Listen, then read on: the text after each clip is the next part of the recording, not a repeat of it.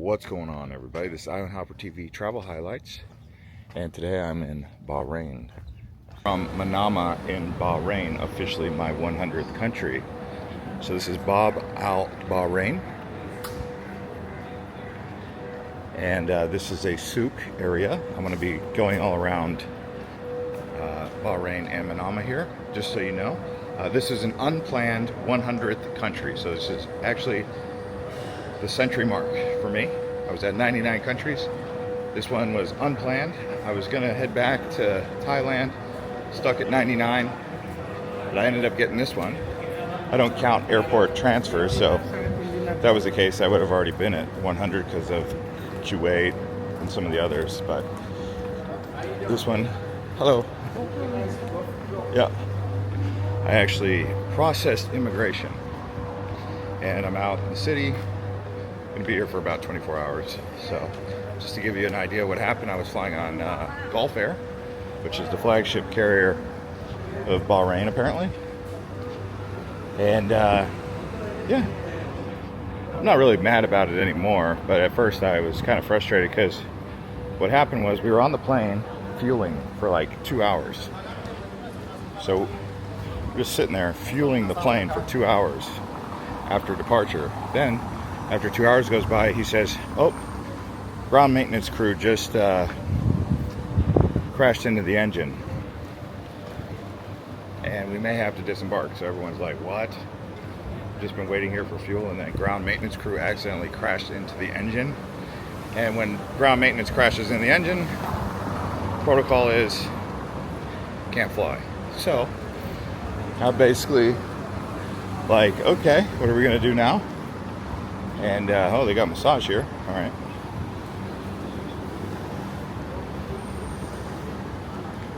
Well, anyway, they made us disembark. We waited at the airport for an hour to see if they were going to get us back on the plane.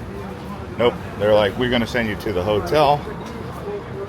So they sent us to a hotel, and it's actually a nice hotel. I'll show you that in a little bit. But yeah, I'm going to walk around here. It looks like I'm at a dead-end block, so I'm going to find some more stuff to do.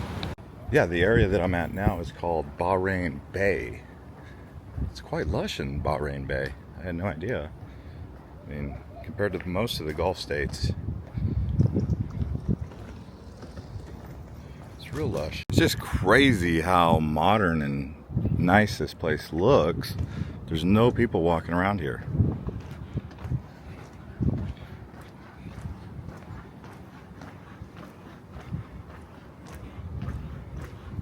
Wow.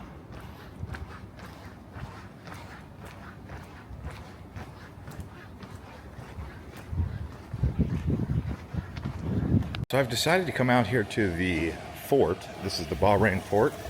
It's an archaeological site for the Dilmun civilization of 4,000 years ago, thereabouts. It's an ancient harbor.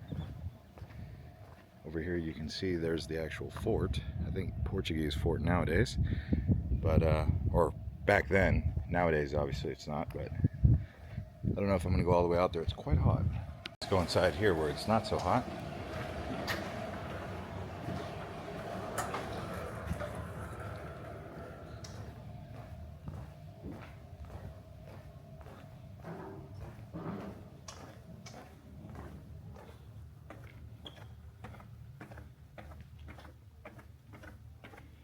See the capital of Dilmun.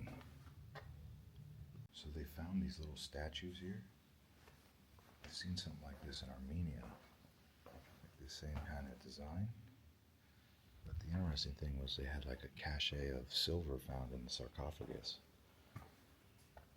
Broken jewelry and fragments of silver, which appears to be like a, almost like a currency of the time was silver. That's why he had like a bunch of silver. Decided to walk out here to the fort. Looked too impressive to skip over. Check the temperature. It's 98 degrees. That humidity.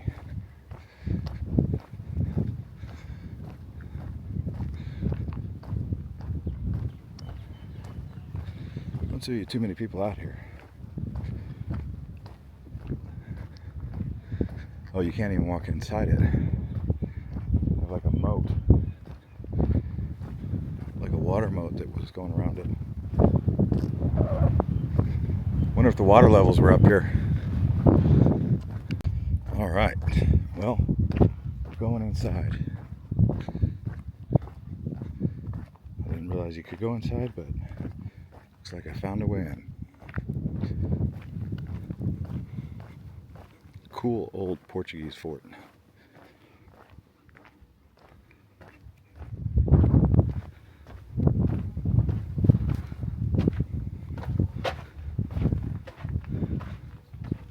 Hi. You alright? Huh? You alright? Yeah, I'm alright. Yeah, You hanging in there? Yeah.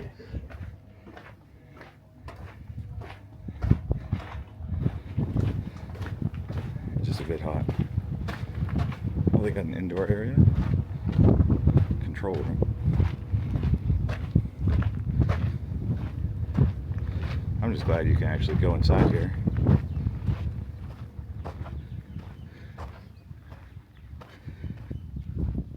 Wow.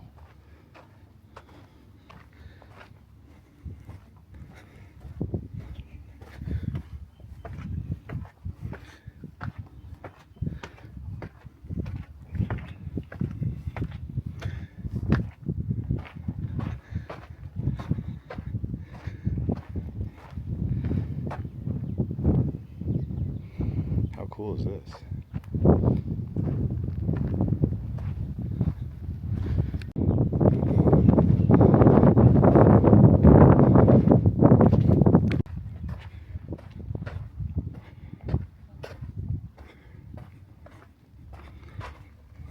Wow.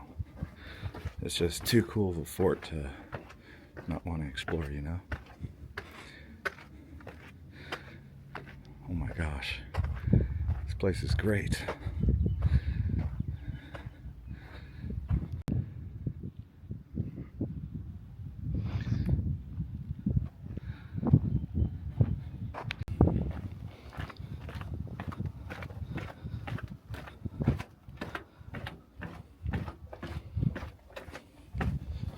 Alright, well, after exploring around the old Portuguese fort, I can feel the heat catching up to me.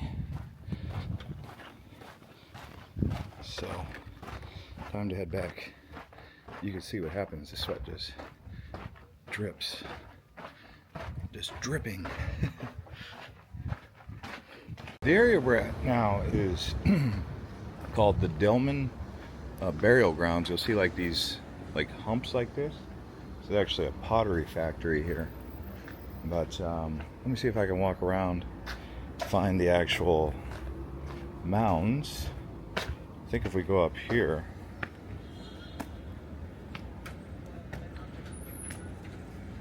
yeah, you just see mounds. But this is like a ancient burial factory. I think they said that Delman civilization was associated with ancient Babylon, or like the Assyrians or something. So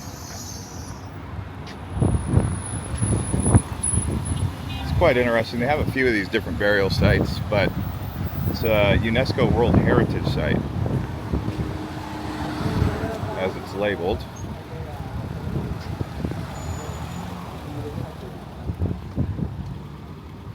You can see more like the way they're living and stuff, but yeah, that's the mounds.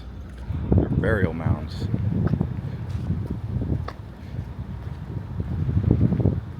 I mean, it's a few of these different sites across Bahrain. This is just one of them. It's Royal Mound number 10, as they call it. Here's a bit more of those burial grounds.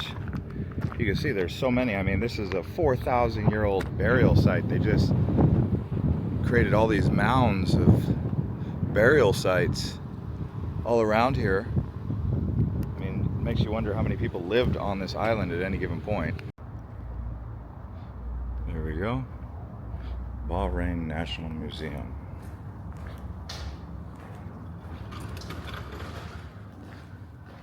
Okay. Inside the museum, they have a reconstruction of what the mounds look like down below. In the tomb, if you want to call it that. This is a really cool museum. just because of the those burial mounds being so old and the amount of detail that they provide about it.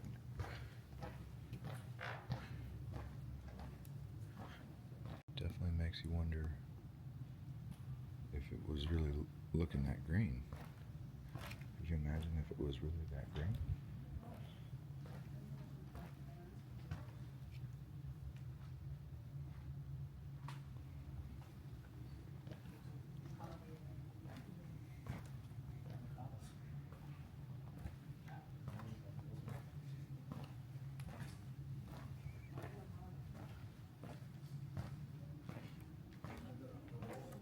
So they have a whole satellite imagery of Bahrain here. Coastal region. I believe this is where we're at right now. But I'm not exactly sure. I think it is. Ooh. Anyway. But we got like a marina club here.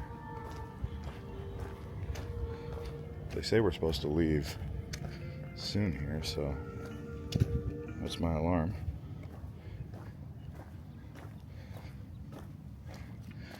It's kind of like a hotel tour, isn't it? Look at this.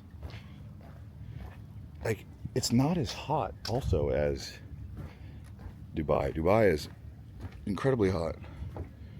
It's like you can't even enjoy it. It's so hot.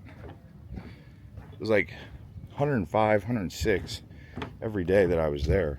We had one day where it was like 101 and then it bounced back up. And the thing with that heat is 106 in Dubai is not like 106 in Phoenix. Everyone's like, oh, you're from Phoenix. Yeah. Phoenix doesn't have humidity like this. So 106 degrees. Imagine Miami humidity in Dubai. Well, maybe not as bad humidity, but Miami doesn't get to the hundreds, you know? Oh, wow. Look at this. Finally got a good view, huh?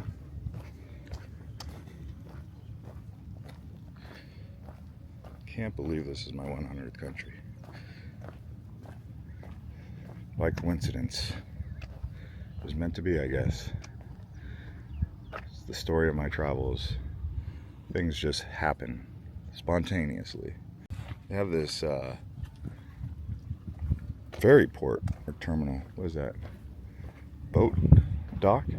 It's kind of like what you'd see in someplace like Maldives. Maldives is like a tropical island. This is a desert island. The water is similar, although Maldives, it's not like you see a lot of trees or vegetation anyway, so it's just more in the tropical region. Here you have more trees actually. You see trees and vegetation. I'm guessing they just have a better climate than Dubai. Dubai is a place that absolutely should not be a major city, but it is.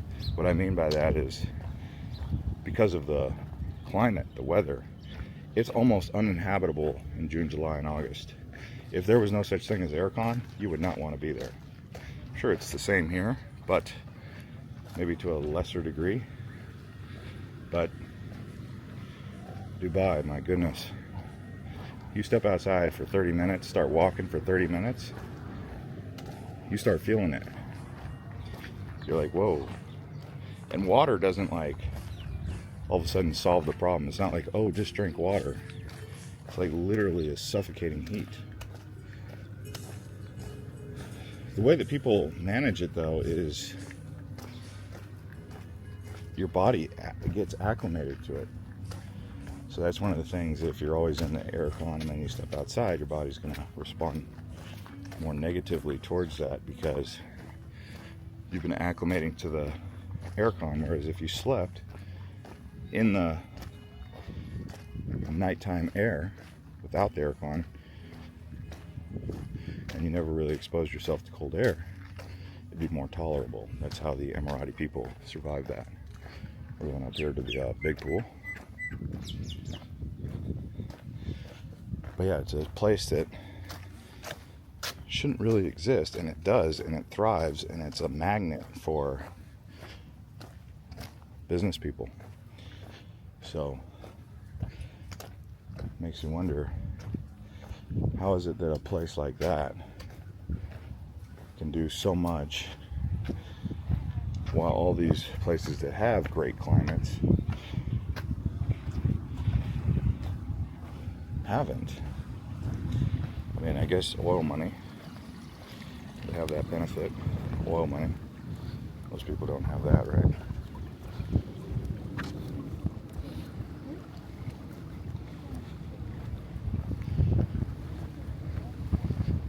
But yeah, from here I go to Asia, Southeast Asia again.